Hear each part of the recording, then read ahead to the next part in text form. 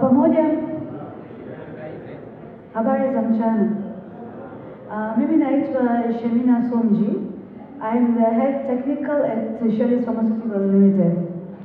I would first of all like to thank TKU under the Ministry of Industry and Trade to have selected Shelly's to be one of the participants for the Kaizen training program. Shelly's Pharmaceuticals started as early as 1956 as a very small family business. From there, we have grown to where we are now. We are the largest pharmaceutical company in East and Central Africa, and we have footprints not only in Tanzania. We export our pharmaceutical products to Zambia, Malawi, DRC Congo, Rwanda, Burundi, Ethiopia, Mozambique, Mauritius, Uganda, and Kenya.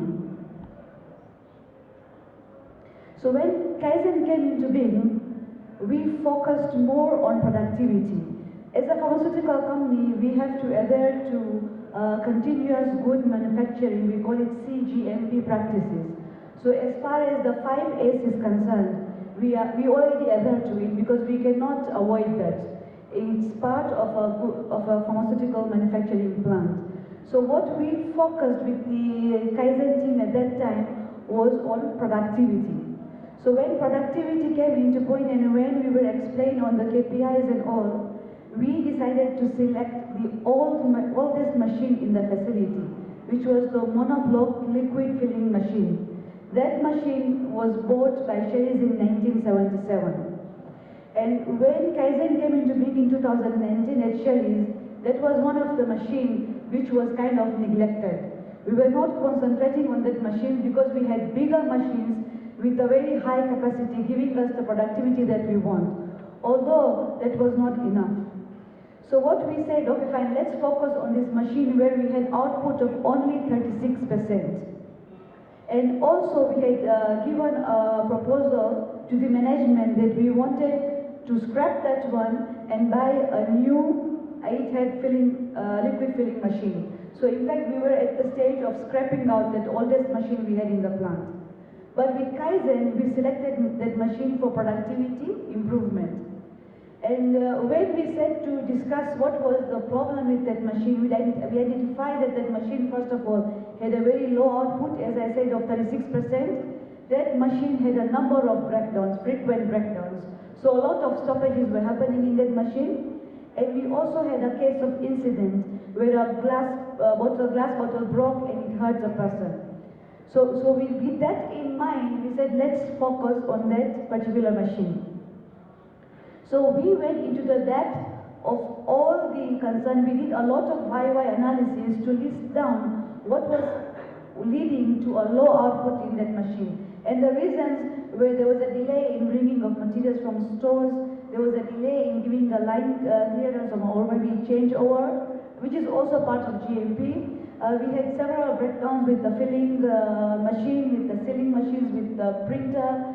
We had issues with our air handling unit at that time. We were waiting for a very, very long time for quality control results to come, for us to go ahead for the filling of product and the incident that I mentioned.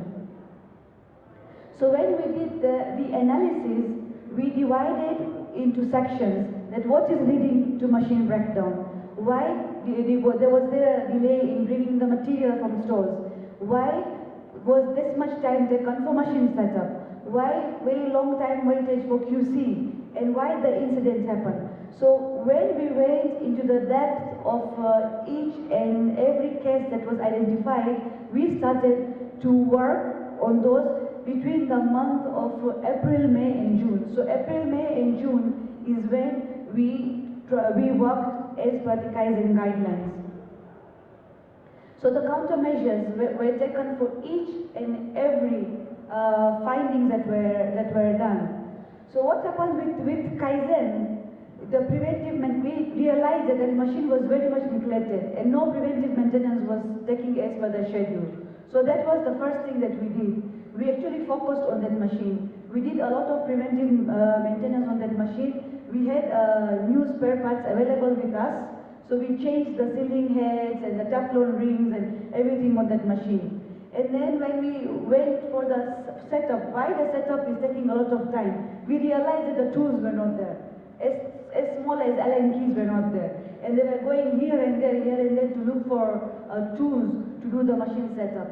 So what we did was we provided the toolbox at the site. So whenever there is a setup time, the tools are available. We reduced the setup time from 5 hours to 2 hours. And then our QC results. So we realized that we always waited for assay. There is a pH and the density, which are critical for liquid parameters. But then assay can also be done while filling is going on. So we did a trend analysis and streamlined our test from 3 to the 2 main critical, which is pH and density. And that way, 5 hours were reduced to 15 minutes only. So we tried to save time. AHU only required servicing, which was done. And the incident, we realized that the machine, since it was old, it didn't have a guard. So then we fixed a guard, a see-through guard on that equipment, which is automatic. Like when the machine is running, it will not open. The moment you open that guard, the machine stops. So from that time, it's been 1 year, we have 0 incident, no incident in that unit. So of course we did analysis. We did analysis of downtimes for the month of January, February, March, and then July, September, October, because we worked under Kaizen for the month of April, May, and June. And to our surprise, if you can see this graph properly, those were the before downtimes that we were having before Kaizen.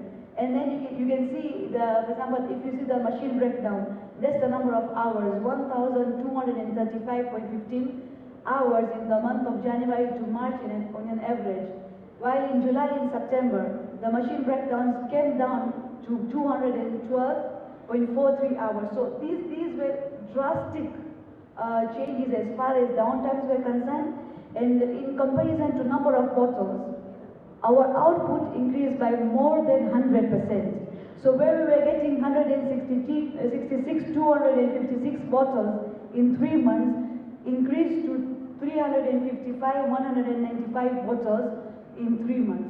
So there was a drastic improvement, and now that is one of the machines we are also focusing on when we are giving our capacity to marketing for the products that we have to put in the market. So and we are not thinking anymore of buying a new machine. This is enough because it's giving us a very, very good output. And we did a lot of cost saving because we are not going to go for any new equipment. There was an increase in productivity also by changing that small seals and all in the machine. We also reduced the number of rejections that we were getting before Kaizen. And also the preventive maintenance activities are assisting us with very, very much reduction in the parts which were very frequently worn out before the Kaizen activity. So yes, there was a lot of improvement, and our Kaizen activity were very much, I'm not going into very much of detail because it was very much to do with the actual productivity and working on a machine which was very, very old. And that was one of the objectives that Kaizen likes. So for the future, what we did is that we are, of course, ordering more machines.